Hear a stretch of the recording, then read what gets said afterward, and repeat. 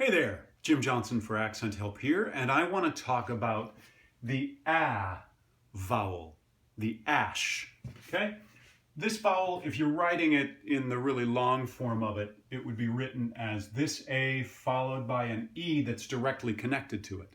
The really fast way to do it is just to do something along that line. It accomplishes roughly the same thing, and there's nothing else that really looks like it, so you can get away with that.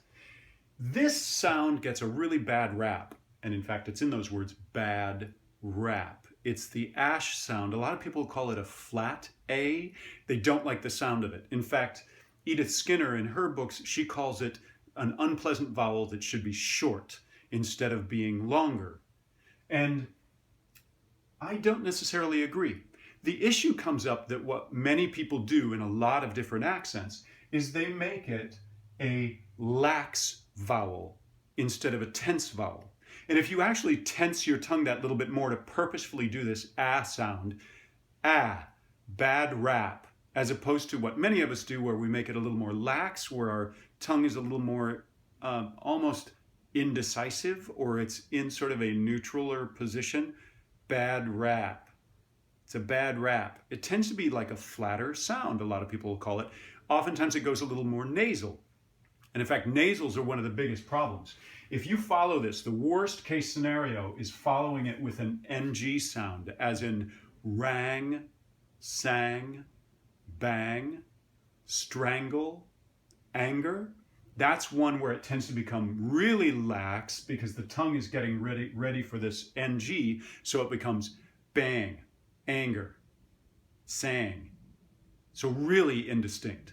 You'll run into some problems when it's before an N or before an M, the other major nasal sounds that Americans tend to use in their speech, most English speakers use. But it also runs into some trouble, especially with the two back vowels, the two back plosives, if it's right before a G or right before a K, so that something like bag starts to sound a little bit more like beg. So what it's doing is it tends to creep up a little bit, and the sound that's just above it on the vowel quadrilateral is the the epsilon. So I think what happens is that the tends to move up a little bit, or you could say that it moves up enough that it becomes like an slightly lowered. So these are diacritics to say that this is happening a little bit lower than where it normally does, and this is happening a little bit higher. So those are ways to note it.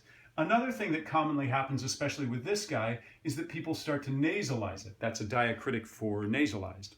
So you end up with bang, more of it going through the nose.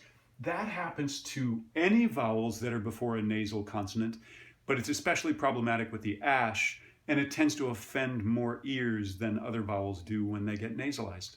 So there's a really quick stab at the bad rap that the ash has gotten. For more info, check out accenthelp.com.